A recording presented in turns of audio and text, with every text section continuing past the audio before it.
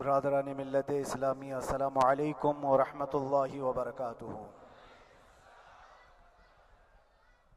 الحمد للہ الحنان المنان الذي خلق الإنسان وعلمه البيان، والصلاة والسلام على رسوله سيد الإنس والجان وعلى آله وأصحابه ذوي الخير والإحسان، أما بعد فأعوذ بالله من الشيطان الرجيم، بسم الله الرحمن الرحيم، وقل جاء الحق وزهق الباطل إن الباطل كان زهوقا، صدق الله مولانا العظیم۔ بارگاہ رسالت مآب صلی اللہ علیہ وسلم میں درود پاک کا ہدیہ پیش کریں۔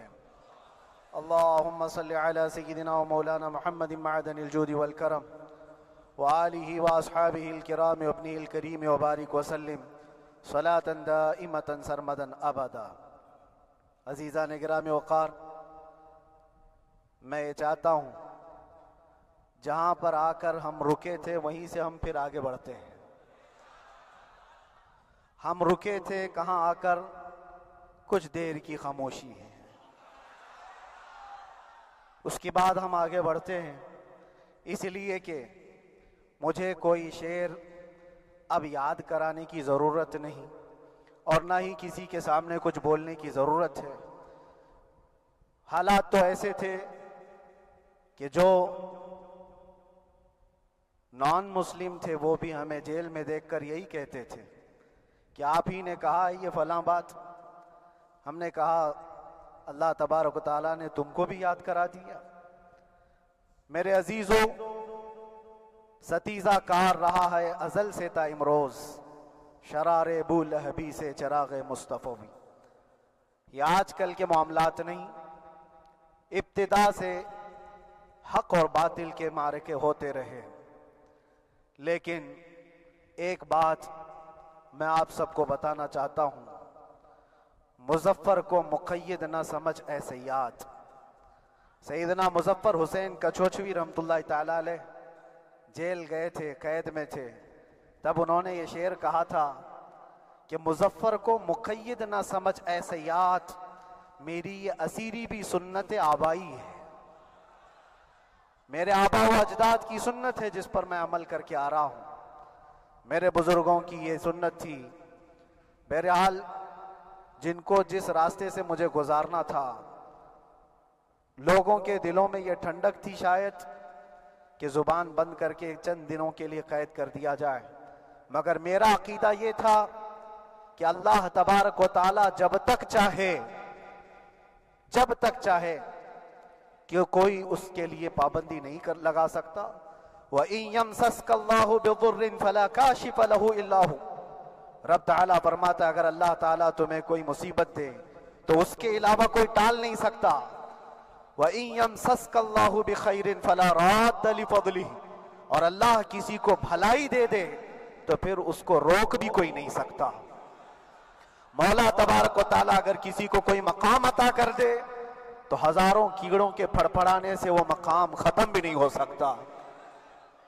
اللہ تبارک و تعالیٰ جس کو بڑھانا چاہے اس کے لیے کوئی راستہ رکاوٹ نہیں بن سکتا، اس لیے کہ ہم نے تاریخ میں دیکھا ہے پیبند لگے کپڑے پہننے والے، پیروں میں چپل نہیں تھے، جن کے ناخن تک اکھڑ جاتے تھے، لیکن وہ جب چلتے تھے قیصر و کسریٰ بھی کانپتے تھے، جن کا ہی یہ نعرہ تھا ٹل نہ سکتے تھے جنگ میں اگر اڑ جاتے تھے، پاؤں شیروں کے بھی میدان سے اکھڑ جاتے تھے، حق سے سرکش ہوا کوئی تو بگڑ جاتے تھے، ارے تیغ کیا چیز ہے ہم توپ سے بھی لڑ جاتے تھے۔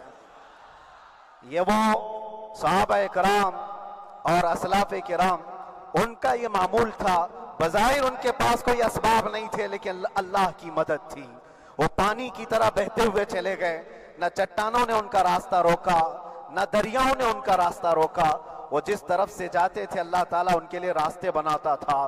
عزیزان گرامی وقار، کون ہے وہ جو دریائے دجلہ میں اپنے گھوڑے دوڑائے تھے؟ کون ہے وہ جو دریا میں اپنی کشتیاں ڈال کر جلا دیا تھا کہ واپس جانے کا کوئی تصور نہ ہو؟ یہ سب میرے مصطفیٰ کریم کے دیوانوں کی ہی بات تھی۔ اسی لیے آج بھی دنیا گھبراتی ہے تو شانے لوگوں سے نہیں، دیوانوں سے ہی گھبراتی ہے۔ بہت زیادہ چالاک رہنے والوں سے نہیں، دیوانوں سے دنیا گھبراتی ہے، اس لیے کہ دنیا کو پتا ہے، دنیا جانتی ہے کہ دیوانہ کہاں دیکھتا ہے کسی کو پتا نہیں۔ اور یہ اس دیوانے کی بات کر رہا ہوں جس کے لیے اللہ کے حبیب صلی اللہ تعالیٰ علیہ وسلم کی عزت و وقار سب سے اول ہے۔ عزیزان گرامی وقار، آج آپ کے سامنے حاضر آیا، یہ میرے استاد گرامی، مربی، استاذ الاساتذہ، برادر گرامی حضرت العلامہ مفتی زبیر احمد صاحب قبلہ ادام اللہ اقبالہ، جنہوں نے دن رات ایک کر دیے تھے۔ میرے خیال سے 8 مہینے میں جتنے ان کے بال سفید ہوئے اس سے زیادہ نہیں ہوئے ہوں گے، صرف اس لیے نہیں کہ ایک بھائی کے لیے، اس لیے بھی لڑ رہے تھے کہ ایک عالم کے لیے جس سے دین کا بہت سارا حصہ وابستہ ہے۔ ان کی محنتیں رائگاں نہ گئیں۔ بہت سارے میرے احباب و اقربا، خاص طور پر مدن پورہ اور وکرولی سے، جنہوں نے اپنے گھر بار چھوڑ کر میرے لیے دوڑتے بھاگتے رہے، اللہ رب العزت اس بات کا شاہد ہے، ایک ایک دن اندر میں نے سب کے لیے دعائیں کی ہیں، اور ایسا نہیں کہ کوئی دن بھولا جاتا، اور باہر کی ہمیشہ یہ خبریں آتی رہتی ہیں کہ حالات کیسے کے کیسے ہوتے جا رہے ہیں۔ کبھی اگر گھبراہٹ اور بے چینی ہوتی تو میرے عزیزوں صرف ایک ہی بات ہمارے پاس تھی علاج کے لیے، ایک ہی علاج تھا۔ جب بے چینی بڑھ جاتی، اپنوں سے رابطہ نہیں ہو پاتا اور کسی کے خبر نہ پہنچتی، کھانے پینے کی تکلیفیں، رہنے سہنے کی مصیبتیں جب سر پر آتی تو ایک ہی علاج تھا، ان کے نثار کوئی کیسے ہی رنج میں ہو، ان کے نثار کوئی کیسے ہی رنج میں ہو، جب یاد آ گئے ہیں سب غم بھلا دیے ہیں، جب یاد آ گئے ہیں سب غم بھلا دیے ہیں۔ اس رسول محترم صلی اللہ تعالیٰ علیہ وسلم کا احسان عظیم ہے۔ بار بار مجھے یہ احساس ہوتا رہا، پوری دنیا اگر چھوڑ دے مگر یقین تھا آمنہ کا لال کبھی نہیں چھوڑے گا، اور چھوڑا بھی نہیں، اور چھوڑا بھی نہیں۔ ہر رات جو ہمارا معمول تھا ہم نے جو دیکھا، ہماری پچھلی زندگی میں ہم نے اتنے عجائبات نہیں دیکھے ہوں گے جو 8 مہینے کے اندر ہم نے دیکھے۔ نبی پاک صلی اللہ تعالیٰ علیہ وسلم کے انعامات و اکرامات، رب تبارک و تعالیٰ کی مدد سے دل مضبوط ہوتا ہے۔ عزیزان گرامی، ہم نے تو وہاں ایسے لوگوں کو دیکھا جو ڈپریشن کا شکار ہو کر کافر بھی ہو گئے، اور حالات سے گھبرا کر کے وہ انکار کر بیٹھے، کوئی خدا نہیں ہے، کوئی مدد نہیں آتی ہے، ایسے حالات وہاں دیکھے۔ لیکن ان حالات میں بھی اللہ تبارک و تعالیٰ کی مدد ساتھ رہی۔ رسول پاک صلی اللہ تعالیٰ علیہ وسلم کا انعام و اکرام یہ تھا کہ جس طرح سے گئے تھے اسی طرح سے واپس بھی آئے، جس طرح سے گئے تھے ویسی واپس آئے، اور نہ میرے مصطفیٰ نے باہر میری عزت میں کمی کی، نہ اندر عزت میں کمی کی، کہیں پر بھی نہیں۔ الحمدللہ، جس شان کے ساتھ رسول پاک صلی اللہ تعالیٰ علیہ وسلم اپنے چاہنے والوں کو رکھتے ہیں وہ میں نے دنیا میں دیکھا، اور پھر یہ عرض کیا آقا آج آپ کی عزت پر بات کرنے والے کو چاہے وہ 1000 کال کوٹری کے اندر ہو، آپ عزت کے ساتھ بٹھاتے ہیں تو پھر قیامت کے دن اس کی عزت کا کیا حال ہوگا۔